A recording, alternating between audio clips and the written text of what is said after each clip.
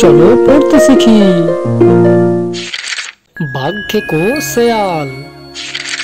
এক বনে এক শেয়াল ও এক শেয়ালনি বাস করত। তাদের 3টি ছানা ছিল, কিন্তু তাদের থাকার কোনো জায়গা ছিল না। বর্ষাকালও এসে পড়েছে। তারা ভাবলো, ছানাগুলোকে এখন কোথায় রাখি?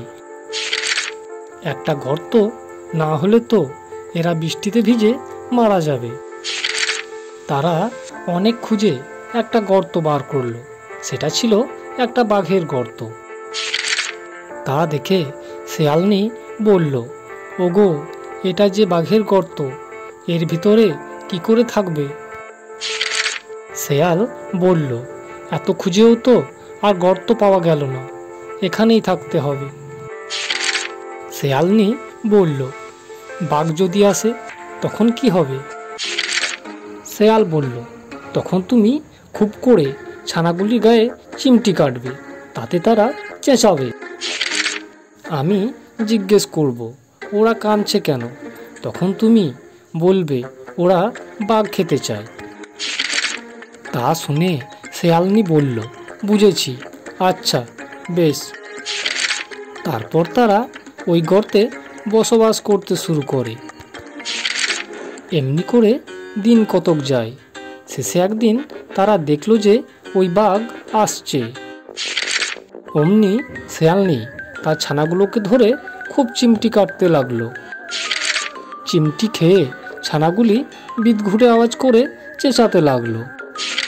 শেয়াল বিশ্রী গলার সুর করে জিজ্ঞাসা করলো, খোকারা কাঁদছে কেন? শেয়ালনি তেমনি বিশ্রী সুরে বলল, ওরা বাঘ খেতে চায়, তাই কাঁদছে। বাঘ তার গর্তের দিকে আসছিল। এর মধ্যে ওরা বাঘ খেতে চায় শুনে সে থমকে দাঁড়ালো। সে ভাবল, বাবা, আমার গর্তের ভিতর না জানি ওগুলো কি ঢুকে রয়েছে। নিশ্চয়ই ভয়ানক রাক্ষস হবে, নইলে কি ওদের খোকারা বাঘ খেতে চায়? শেয়াল বলল, আর বাঘ কোথায় পাবো? যা ছিল সবই তো ধরে এনে ওদের খাইয়েছি। শেয়ালনি বলল, তা বললে কি হবে? যেমন করে পারো একটা বাঘ ধরে আনো, নইলে খোকারা থামছে না। এই বলে সে ছানাগুলোকে আবার চিমটি কাটতে লাগলো। তখন শেয়াল বলল, আচ্ছা দেখছি। আরে ওই তো একটা বাঘ আসছে, আমার ঝপাংটা দাও, এক্ষুনি ওকে ভতাং করছি। ঝপাং বলেও কিছু নেই, ভতাং বলেও কিছু নেই, সব শিয়ালের ফাঁকি। বাঘের কিন্তু সেই ঝপাং আর ভতাং শুনেই প্রাণ উড়ে গেল। সে ভাবল, মাগো, এই বেলা পালাই, নইলে না জানি কি দিয়ে কি করবে এসে। সে আর সেখানে একটুও দাঁড়ালো না। সে এক লাফে ঝোপ জঙ্গল ডিঙিয়ে ছুটে পালালো। তখন শেয়াল আর শেয়ালনি লম্বা নিঃশ্বাস ছেড়ে বলল, যাক, আপদ কেটে গেছে। বাঘ তখনও এমনি ছুটেছে যে তেমন আর সে কখনো ছোটেনি। একটা বানর গাছের উপর থেকে তাকে ছুটতে দেখে ভারী অবাক হয়ে গেল। সে ভাবল, তাই তো, বাঘ এমনি করে ছুটছে, এ তো সহজ কথা নয়, নিশ্চয়ই একটা ভয়ানক কিছু হয়েছে। সে বাঘকে জিজ্ঞাসা করলো, কি হয়েছে? তুমি যে অমন করে ছুটে পালাচ্ছ? বাঘ হাঁপাতে হাঁপাতে বলল, সাধে কি পালাচ্ছি, নইলে এক্ষুনি আমাকে ধরে খেত। বানর বলল, তোমাকে ধরে খায়? এমন কোনো জানোয়ারের কথা তো আমি জানি নে। ও কথা আমার বিশ্বাস হচ্ছে না। বাঘ বলল, সেখানে থাকতে বাপু, তবে দেখতুম, দূর থেকে অমনি করে সকলেই বলতে পারে।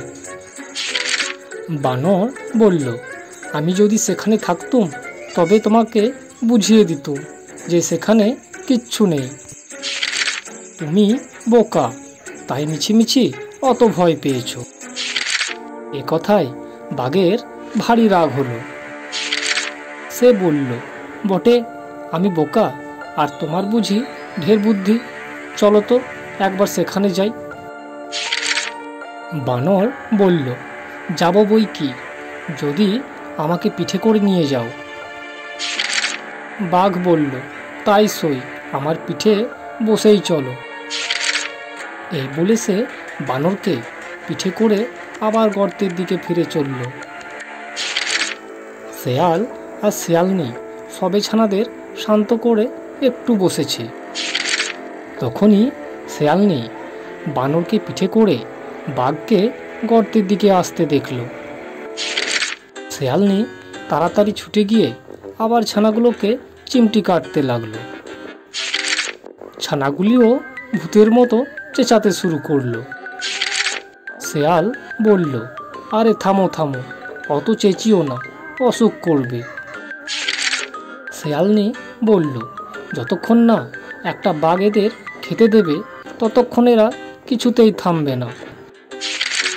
শেয়াল বলল, আমি ওদের মামাকে বাঘ আনতে পাঠিয়েছি, এক্ষুনি সে একটা বাঘ ধরে নিয়ে আসবে, তোমরা থামো।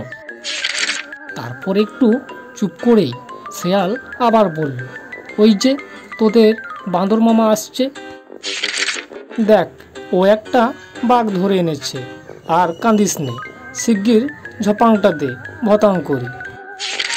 বানরের এতক্ষণ খুব সাহস ছিল, কিন্তু ঝপাঙ্গার ভতাঙ্গের কথা শুনে আর সে বসে থাকতে পারল না।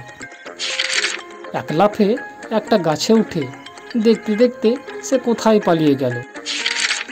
আর বাঘের কথা কি আর বলবো, সে যে সেখান থেকে ছুট দিল, দুদিনের মধ্যে আর দাঁড়ালোই না।